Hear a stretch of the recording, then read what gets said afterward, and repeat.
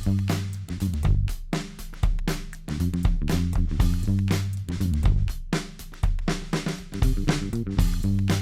mais uma vez. Eu sou a Giovana Ferreira, head de conteúdo aqui na IBDI.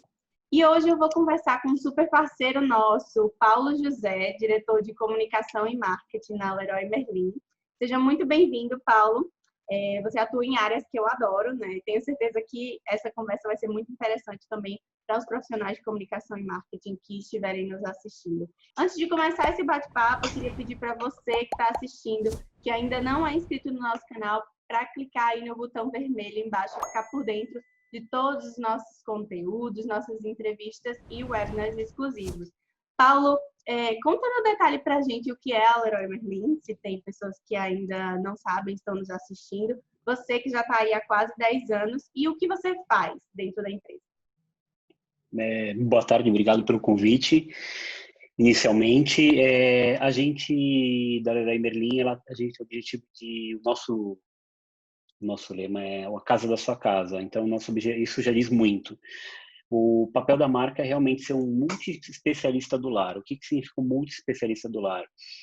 É buscar e ter soluções completas, desde a idealização do sonho de um cliente sobre qualquer aspecto de melhoria da sua casa, até da construção da sua casa, a execução até de produtos, não só produtos, mas de inspirações de produtos, de ideias, até a compra de produtos e materialização da obra dos nossos clientes. Então, realmente, é foco em decoração, construção, acabamento, ferramentas, é todo um foco e gama de produtos focados para casa.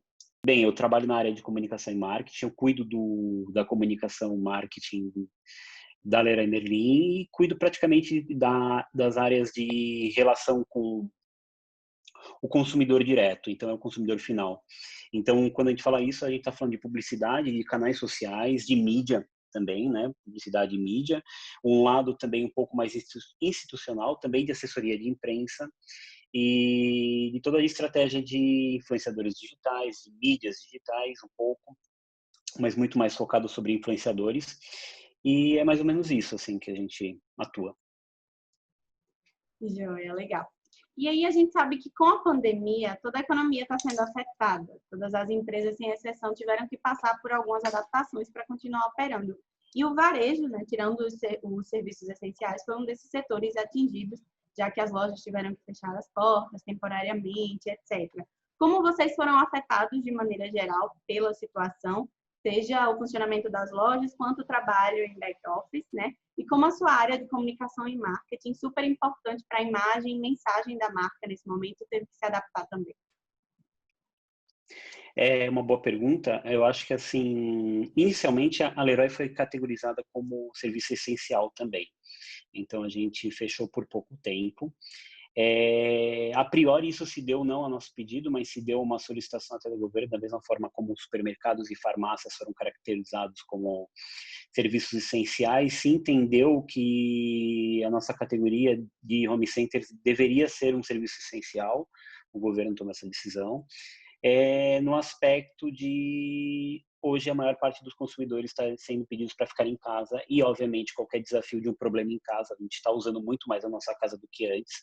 Então, bem, você sabe, a sala agora, a sua casa e a minha casa viraram o nosso escritório, virou academia, virou o lugar onde a gente come todos os dias, então virou restaurante, virou lugar, muitas vezes, pessoas que agora tem que educar os filhos em casa, então a casa virou um papel polivalente. E óbvio, quando você usa mais algo, ele desgasta mais e aqueles probleminhas começam a aparecer e o desafio. A gente continua operando, mas também e aí eu linko com a sua pergunta seguinte, nos posicionando, pedindo para os clientes ficarem em casa. Então a gente entendia que nossa operação estava aberta, a gente fez um trabalho enorme com as nossas equipes de afastar qualquer pessoa que estivesse em risco. Então, realmente, a gente afastou e deixou de home office, não teve nenhum desligamento, é realmente colocar as pessoas para trabalhar de casa, tanto do nosso escritório, da nossa matriz, como também de loja. Então, o objetivo foi deixar as pessoas que estavam em risco em casa, ou pessoas que moram com pessoas que estavam em risco. Sei lá, moro com a minha mãe, moro com uma pessoa minha esposa está grávida, bem, independente, a gente realmente fez esse trabalho.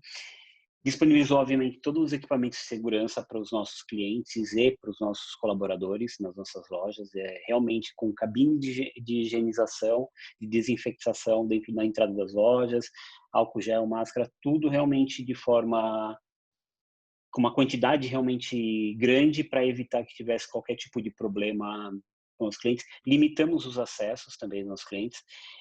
A gente tem um sistema na nossa loja que é digital, que a gente consegue acessar e entender real time por câmeras de calor quantos clientes tem nas nossas lojas. O que nos permitiu realmente fazer uma boa gestão de evitar que tenha uma quantidade de clientes que não está dentro do adequado para aquele nível para aquele tamanho frente às leis. Então, também evitando que houvessem aglomerações nas nossas lojas. Então, obviamente, tudo isso, mas, em contrapartida, estimulamos de forma enorme a compra no digital.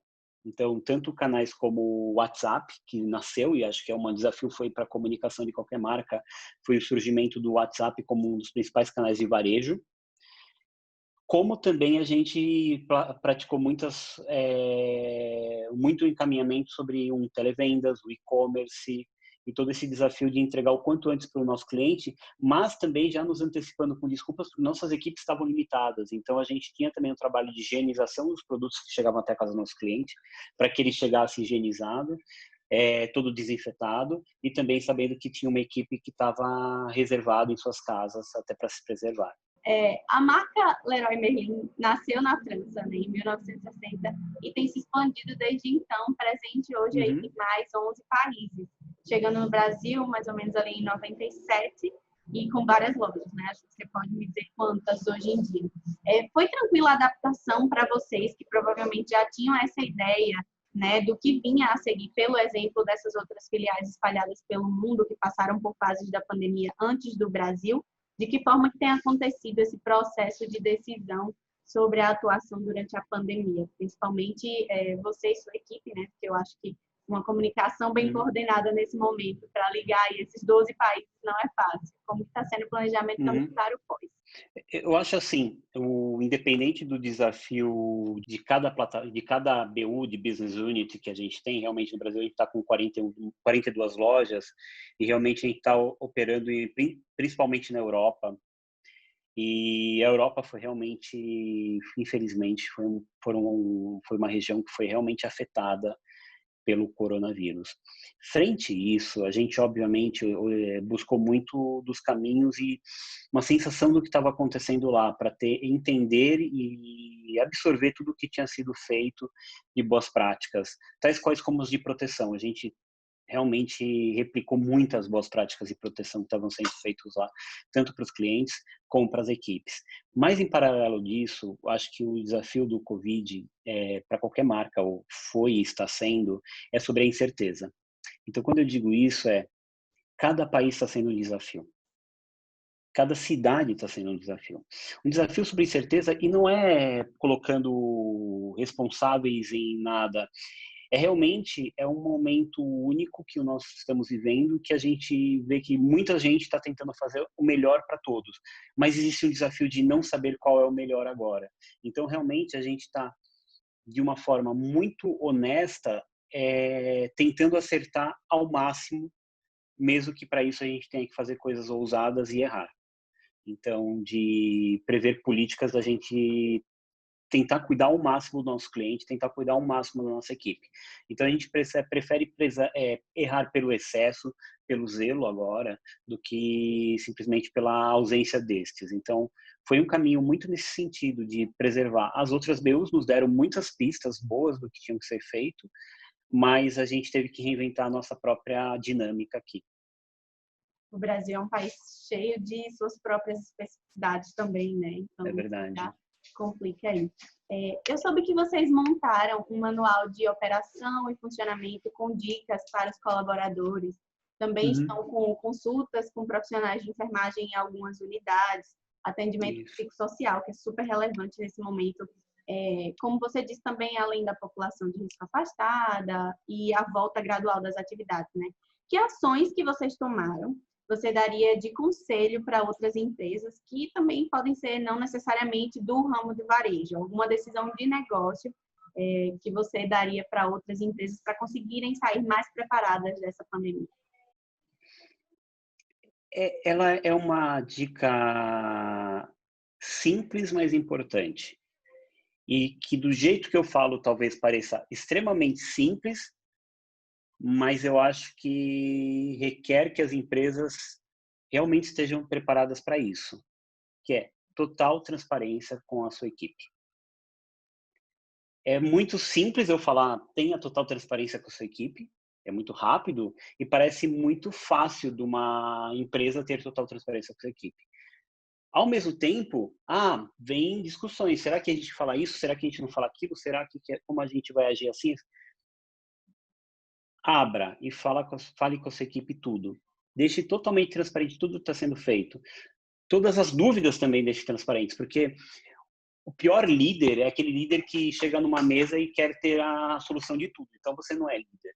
Então, acho que compartilhar decisões, que foi uma coisa feita, e se criou um comitê multidisciplinar dentro da empresa, com vários cargos e missões dentro da empresa para discutir as ações que iríamos fazer. E em cima disso foi se construindo um portal um caminho, um canal de transparência com as equipes, de realmente dizer exatamente tudo o que está acontecendo, tanto com os diretores de RH como com o diretor geral, de ter lives semanais para realmente responder qualquer tipo de dúvida da equipe. Qualquer tipo de dúvida. Então, acho que esse é um caminho sem volta, porque quanto mais transparente você é com a sua equipe, menos você deixa a sua equipe insegura. Não tem pergunta errada e não tem resposta que a gente tenha tanta certeza no momento desse. Então, esse caminho, para mim, é o caminho mais assertivo para qualquer empresa hoje. Mas é desafiador, porque requer realmente você quebrar várias barreiras de acesso e que muitas empresas vivem com essas várias barreiras de caminhos de comunicação. Então, esse foi o principal ponto que eu acredito que uma empresa deve aprender. Foi o principal ponto está sendo ainda, o principal ponto que tem fortalecido ainda mais a nossa empresa. A gente ser extremamente transparente com as equipes. Boa, concordo e adorei essa dica, concordo com isso aí. Boa parte das empresas, elas têm também tomado diversas atitudes, a gente está vendo esse movimento muito positivo de apoio à sociedade, né? Algo que é tão importante nesse momento delicado, o apoio aí da economia privada. Eu vi que vocês fizeram parcerias com algumas outras empresas até e também com o Movimento Brasil contra o Vírus, para impressão de equipamentos de segurança, né? Primeiramente, parabéns pelas iniciativas e conta um pouco mais para a gente no detalhe, Paulo, sobre essas ações e talvez até outras que eu não tenha ouvido falar que vocês já fizeram. Eu acho assim, no momento, foi tipo quase que imediato, porque não sei como, para nós foi uma sensação assim, e um dia as coisas não estavam normais, mas a gente ainda estava vivendo um certo ritmo de vida normal e de repente estava tudo diferente. Parece que foi assim, de um dia a gente foi dormir, no dia seguinte a gente já estava muita gente em casa, negócios fechados, parece que foi quase assim, uma virada de um dia para a noite. E nessa mesma virada foi a virada que a gente teve decisão muito séria de falar o que a nossa marca vai fazer. Então, foi o momento em que tinha sido decretado praticamente o fechamento de todos os negócios e a nossa marca, a gente tem em todas as lojas um espaço que é chamado de sala de bricolagem, que é uma sala para você fazer você mesmo, onde a gente recebe nossos clientes para aprender, para ter cursos. Essas salas têm equipamentos de impressoras 3D, de corte a laser. A gente chegou, a primeira coisa vamos usar os nossos equipamentos que temos, unir os equipamentos de várias lojas e começar a produzir máscaras de proteção daquelas shields. E começamos a produzir um monte de máscara para ser doado para hospitais infantis. Em seguida, a gente começou a ver que se a gente estivesse aberto e nos posicionando de forma pública que a gente queria estar junto com outras ações, iria acontecer. E isso realmente aconteceu. Então, a gente começou a criar parcerias para usar nossos estacionamentos para ações de desinfecção, de desinfetar carros do 99 Táxi. Começou a criar ações para como que a gente poderia usar nossos estacionamentos para outros pontos de ações. E nisso surgiu uma coisa que parecia impossível, sei lá, 2 meses atrás, que foi a gente se unir com o nosso principal concorrente. Então, a gente se uniu com a Telha Norte, que é o nosso principal concorrente direto, assim, principal concorrente direto de disputa de mercado. Nos unimos para construir leitos em UTIs na Santa Casa aqui de São Paulo. E foi uma ação realmente que nos abriu os horizontes, porque falou, por que nunca fizemos mais coisas juntos? Porque parece que se quebra uma barreira, então, assim, acabou quebrando uma barreira numa causa maior. Porque eu sempre falo, as pessoas têm uma visão de marcas, a marca quer isso, a marca quer aquilo. A marca pode criar um monte de coisa, mas as marcas são formadas por pessoas. E essas pessoas com boa vontade muitas vezes têm medo de chegar nas outras marcas, que são até seus concorrentes. Mas quando você quebra essa barreira de entender que do outro lado da mesa, do seu mesmo cargo, tem um cara igual você, que tem as mesmas dificuldades, mas também os mesmos anseios e as mesmas vontades de fazer coisas incríveis, e você descobre que é possível vocês darem a mão, ou o cotovelo agora, não a mão, mas você realmente estar unido para uma causa maior e que faça sentido e que não tem nada demais. E aí você percebe que a concorrência é até a primeira página do livro. A segunda página ela pode ser muito mais sobre propósito. E foi nesse sentido que a gente começou a desenvolver. E não parou. Hoje tem uma lista aqui enorme de causas, nem vou ficar falando, mas assim, de coisas que estão nascendo, estão virando, estão acontecendo. E aí começou a empoderar as lojas começaram a fazer doações em cestas básicas, reformas em hospitais. Então começou a criar uma rede das próprias lojas da Leroy Merlin, de entenderem por que eu também não estou fazendo alguma coisa. E começaram a querer fazer ações na sua própria comunidade. Então, eu criei uma rede mais poderosa do que a gente imaginava. Porque, no fundo, a marca Leroy Merlin ela tem um propósito muito forte, que é cuidar da sua comunidade. A gente entende o nosso propósito de cuidar das casas. É o que eu falo, a gente cuida de uma coisa muito valiosa, né? Que é o bem de todo mundo almeja, de ter um dia, de ter a sua própria casa, mesmo que seja própria alugada, e ter um lugar para morar. É muito importante a gente cuidar desse local, das pessoas. E a gente tem lojas instaladas ao redor de comunidades muito carentes também. Então, hoje a gente tem um propósito muito grande de cuidar da comunidade. A gente tem um projeto social que a gente pega colaboradores das lojas uma vez por mês, em que eles vão reformar casas das comunidades ao redor das lojas, com os produtos da Leroy. Então, a gente tem esses propósitos muito bacanas, mas a gente não é de ficar fazendo muito buzz, vamos chamar assim disso. É muito mais uma coisa nossa por essência do que querer fazer disso uma ação de marketing. Mas agora, não querendo fazer ação de marketing, mas a gente quis falar sobre a sanção, por exemplo, da Telha Norte, no âmbito de tentar unir mais marcas nesse sentido. Falar, gente, tá tudo bem ser concorrente no varejo e ser unido por uma causa. Foi isso. Que legal, estou ainda mais fascinada pelo trabalho que vocês estão realizando. E é isso, né? Esse momento veio para trazer essas colaborações, parece que acender a luzinha na cabeça de todo mundo. Realmente, propósito mais pessoas é uma soma super poderosa. Eu queria agora propor aqui uma dinâmica para a nossa conversa, Paulo. Eu vou falar alguns temas que até a gente já citou aqui na nossa conversa, e aí você me fala rapidamente a sua ideia, como vocês foram afetados por isso, e se você acredita que veio para ficar.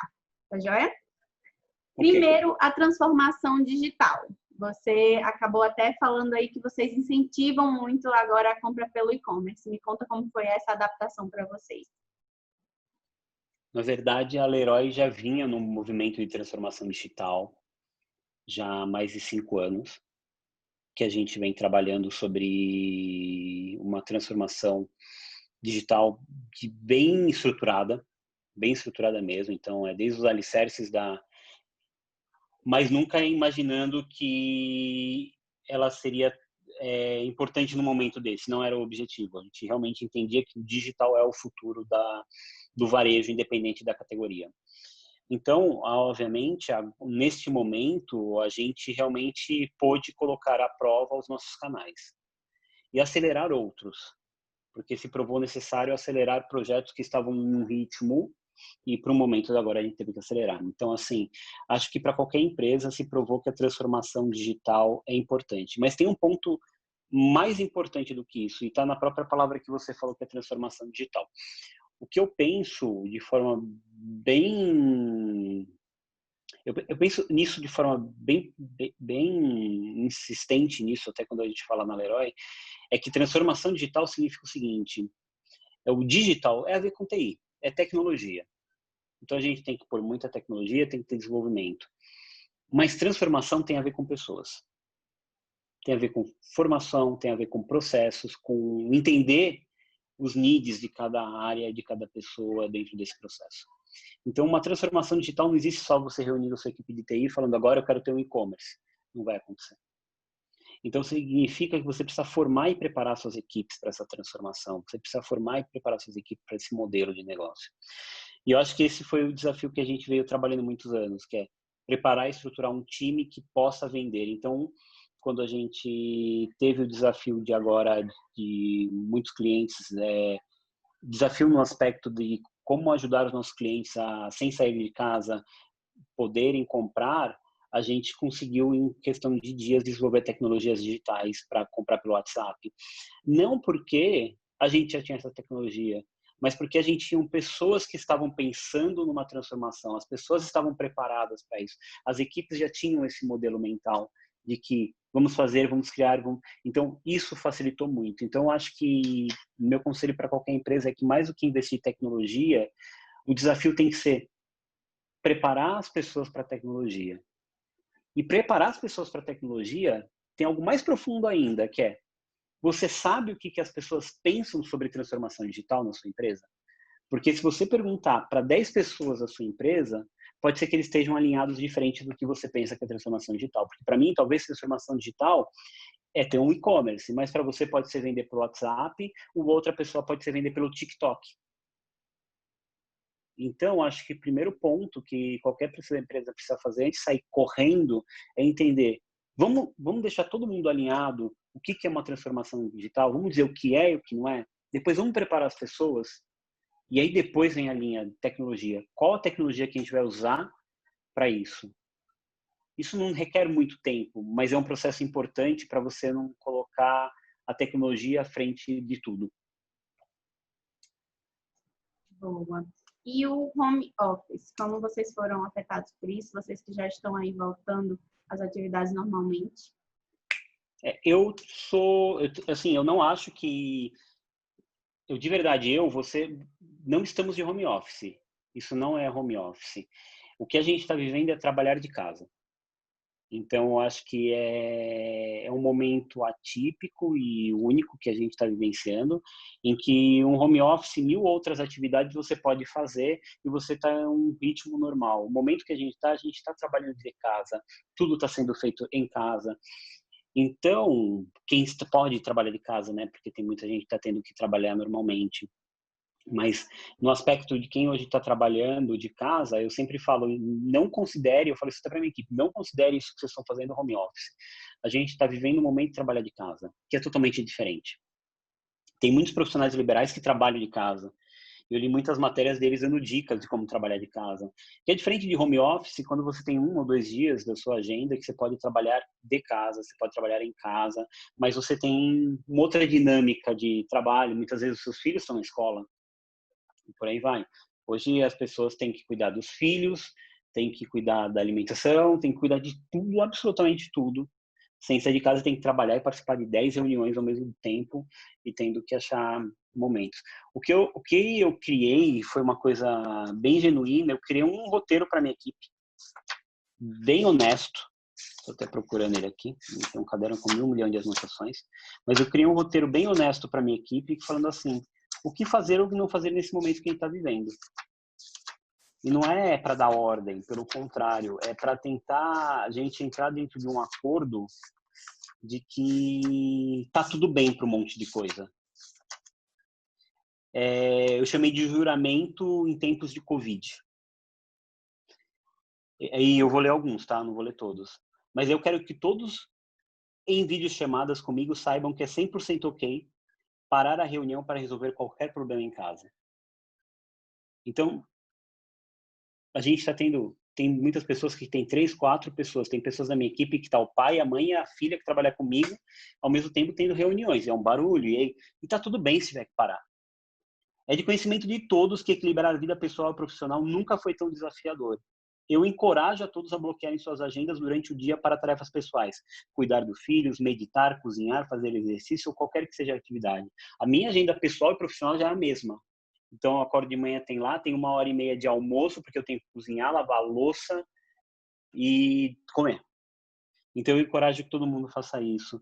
Eu não pedirei para ninguém ligar suas câmeras durante uma videochamada. É importante que todos estejam à vontade, sabendo que existem circunstâncias do dia a dia em casa que não permitem câmeras serem ligadas.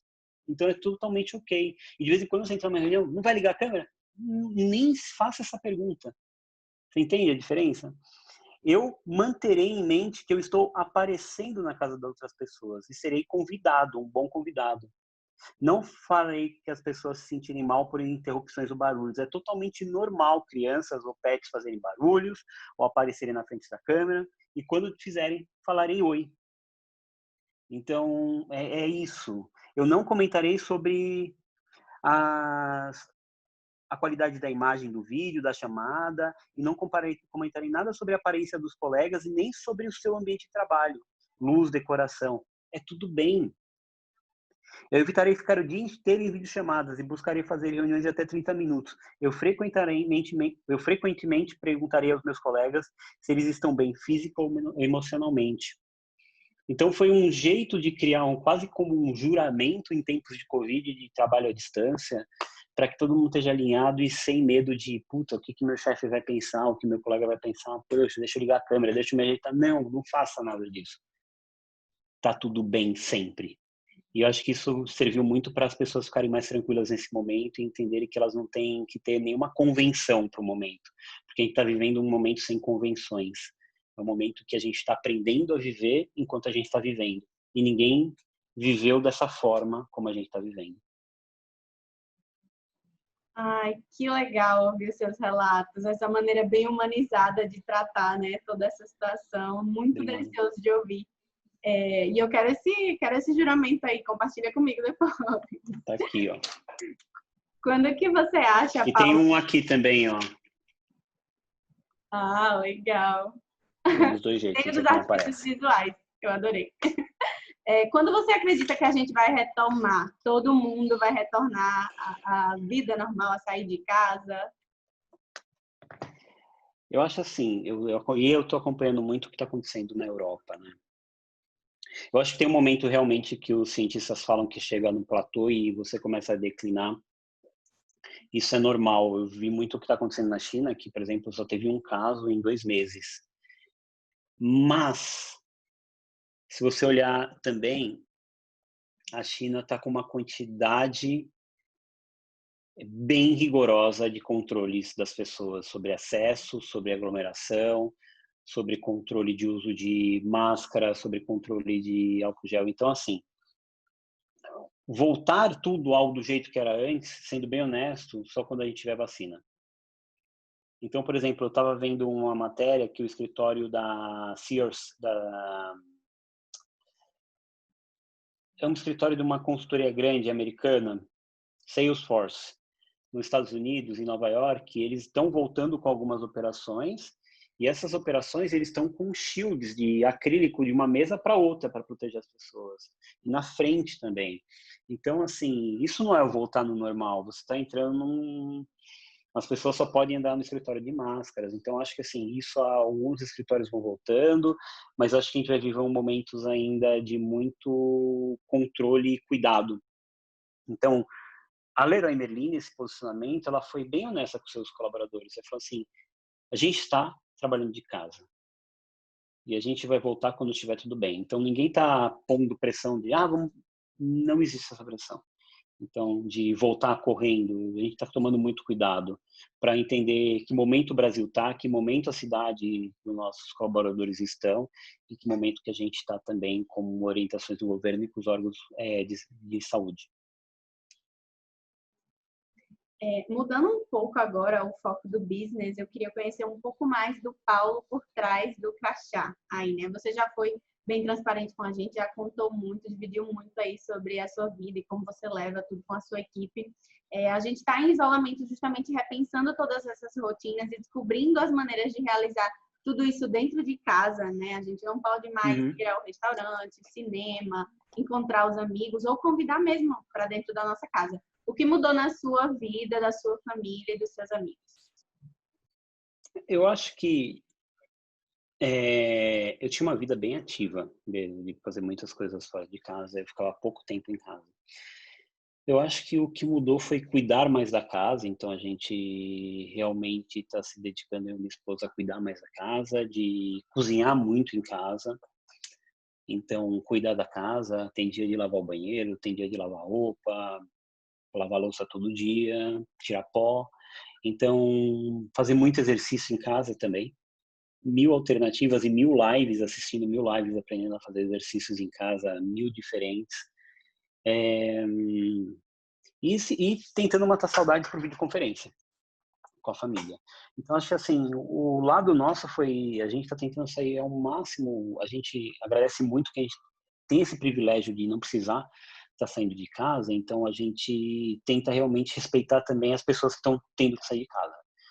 Então, a gente está evitando sair muito de casa, só sai realmente na emergência e se preocupando muito quando a gente sai, mas a gente está evitando muito tudo e tornando a vida um pouco mais caseira, tentando inventar formas de fazer coisas em casa mais divertidas de formas diferentes.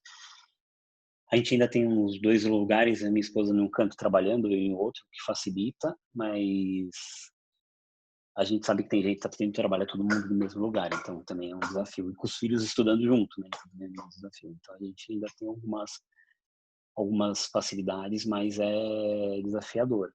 Mudou muita coisa. E junto com todas essas mudanças também, como a gente já conversou, os hábitos de consumo, né? Com relação a isso, você acha que esse novo consumidor pós-pandemia, ele vai ser mais consciente? Existe mesmo alguma diferença nesses novos hábitos de consumo? Até de conteúdo mesmo, né? Como você falou, tem muita live, os serviços de streaming aí bombando, todo mundo em busca de consumir mais conteúdo nesse sentido também. Eu acho assim, igual não vai ser, tá? Então assim, igual não vai ser. A gente aprendeu que dá para fazer muita coisa à distância. A gente aprendeu que não é a distância muitas vezes não afasta, até une mais, se a gente souber usar bem isso. Então a gente aprendeu muita coisa. Eu acho que teve também uma digitalização de muita gente. A gente teve, por exemplo, clientes mandando vídeo no WhatsApp para a gente, pedindo para a gente ensinar, ele é uma pessoa de idade, como que comprava no site da Leroy. Então a gente fez um vídeo ensinando para ele, obviamente. Mas então acho que teve muita gente que se digitalizou e começou a entender o que é um produto de delivery, que são aplicativos, como comprar no aplicativos, e tudo isso acho que empoderou muita gente do digital. E muita gente descobriu que é muito mais fácil muitas coisas. Do jeito que eu sei de várias pessoas de idade que iam toda semana no banco e agora já estão instalados os aplicativos do banco. Então acho que assim, normal não vai ser, mas eu vi outro dia uma frase bem interessante que o pessoal estava falando que esse período a gente teve um avanço tecnológico, a gente avançou, não sei das quantas. Eu achei muito legal porque eu vi nessa entrevista e a pessoa está falando, não, desculpa, a gente não avançou. A gente só recuperou o tempo perdido, porque tudo que a gente está acontecendo agora, a gente já existia essas tecnologias. E a gente estava atrasado em adotá-las. Então, na teoria, a gente não avançou 10 anos em tecnologia, não teve nada inovador. Tudo que a gente está usando e fazendo já existia e estava à nossa disposição. O que a gente avançou foi a utilização e a adaptação das ferramentas que existiam. Então, a gente realmente avançou na utilização de coisas que já existiam e a gente postergava a utilização. Exemplo, quantas vezes eu não viajei para fazer uma reunião, acordei cedo, viajei para fazer uma reunião de 1h30 e voltei para o aeroporto e voltei para minha casa. O custo, o investimento, o tempo. E por que que nunca ninguém aceitou fazer por videoconferência? É um exemplo. E hoje é super normal fazer por videoconferência. Acho que essa é uma das coisas que as pessoas vão falar, mas como a gente não pode fazer por videoconferência? Já que você não pode viajar, então acho que isso vai mudar muito. Eu acho que também a questão das viagens vai impactar muito. As pessoas vão passar a viajar mais por lazer do que por trabalho. É uma sensação muito forte minha. O eventos vai impactar muito. Eu acho que eventos a gente vai ter um impacto bem grande nisso. Eu acho que se provou que eventos digitais funcionam. Você falou das lives, mas eu acho que tem se tornado uma forma de rentabilizar isso. Então, lives prisadas, o próprio Zoom é uma plataforma que cresceu 600% as ações do Zoom, que a gente está usando aqui para falar. Eles cresceram 600% na bolsa. Quer dizer, são plataformas que vão... Hoje você consegue rentabilizar webinars no Zoom, cobrando. Ele tem a plataforma já para você rentabilizar e vender acesso ao seu webinar no Zoom. Quer dizer, então acho que isso vai se tornar um modelo novo de eventos, vai impactar muitas coisas. E eu acredito que até não ter vacina, muita gente vai tomar muito cuidado ainda em aglomerações, de eventos, shows, eventos esportivos. Ah, Paulo, sempre vai ter as pessoas que vão? Sempre, porque nós vivemos num mundo que ainda que ninguém é todo mundo igual, é um mundo, a gente está com 7,7 bilhões de pessoas, exigir que todo mundo tenha a mesma cabeça é inconsequente até. Então, eu acho assim, outro dia eu vi que estava proibido eventos esportivos com plateias em um país que começou a ter agora o futebol. Então estava proibido, mas eles começaram a abrir o futebol sem plateia. As pessoas colocaram aqueles andaimes do lado de fora do estádio e estavam aglomeradas no muro do estádio para assistir o futebol. Então sempre vai existir essas... Mas eu acho que muita gente vai evitar fazer grandes aglomerações. Acho que vai ter muita empresa também que vai se preocupar mais com os seus consumidores e vai evitar também fazer eventos de grande aglomeração. De acordo com o que você falou, eu me encaixo em várias dessas definições da preocupação. Eu acho que eu também não vou ficar tranquila nem tão cedo, enquanto eu não tiver uma vacina para poder sair tranquilamente de casa. A gente está chegando ao fim do nosso bate-papo e eu queria te pedir agora no final, você já falou, já deu muitas mensagens aqui de otimismo para a gente, dicas valiosas de negócio, mas queria que você condensasse isso numa mensagem para as empresas, os empreendedores que estão passando por algum tipo de dificuldade para sobreviver nesse momento. Que dica ou mensagem você daria para esses pequenos e médios negócios? Eu acho que a gente pode olhar sobre dois aspectos. O primeiro aspecto é não se cobrem ter a solução de tudo. Eu acho que não é o momento. Mas eu acho que não se cobrem de modelos já pronto. Reinventem. Eu acho que reinventar é ver que tem lojas que estão pegando seus colaboradores e pondo para vender no WhatsApp, para não demiti-los e pondo, vamos trabalhar, cedendo o WhatsApp e vendendo. Eu comprei várias coisas de propósito no WhatsApp para ajudar também. Então, acho que se reinventar é entender que tudo pode ser um canal de venda ou de oferta de serviço. Se reinventar é entender que neste momento, ele parece clichê, mas esse momento que a gente está vivendo, ele vai passar. E de verdade vai passar. O mundo nunca teve tão focado para a solução de um problema único, é o mundo inteiro. E a solução deve vir a chegar quanto antes. Então, não é levar como isso é um novo normal que muita gente está falando. Na verdade, as coisas vão voltar ao normal. Demora um tempinho, mas nesse período, realmente eu acho assim, se reinventem e eu acho que a prioridade eu acho que tem que ser se preocupe com as pessoas. Porque eu acredito muito numa máxima que é como você cuida hoje da sua equipe, nesse momento de pandemia, é como seus clientes vão te ver daqui 10 anos. As empresas que estão sabendo fazer um trabalho bacana com as equipes hoje, cuidando das equipes hoje, vão ser empresas incríveis daqui 10 anos, que vão falar, cara, essa empresa, desculpa falar um palavrão, mas não vou falar, mas foi incrível durante o período, foi incrível, super cuidou bem das pessoas, super cuidou bem de todos. Então, acho que esse olhar de nunca deixe de lado as pessoas, porque o seu cliente sabe e vai perceber, porque a sua equipe fala, a sua equipe sente, a sua equipe se comunica, a sua equipe é o seu principal ator hoje. Então, se preocupa com suas equipes e se reinventar é constante. Compartilhe a reinvenção, busque com as suas equipes se reinventar. Eu acho assim, é infinito quando você cria, é infinitas possibilidades quando você abre para a co-construção. Então, acho que esse é um momento ímpar e importante para isso. Paulo, muito obrigada pelo Eu que nosso agradeço. papo. Foi uma delícia. Eu queria muito que ele tivesse acontecido presencialmente, mas tenho fé que Mas foi daqui a pouco a ótimo, gente se conhece pessoalmente aí por com São Paulo. certeza. Agradecer pelo seu tempo, pelo empenho nas perguntas, nas respostas. E também estou cada vez mais fascinada aí pelo trabalho de vocês na Aleroy, tá bom? Muito Até uma obrigado, viu? próxima. E parabéns, viu, por tudo. Obrigada e até uma próxima Até a oportunidade. próxima.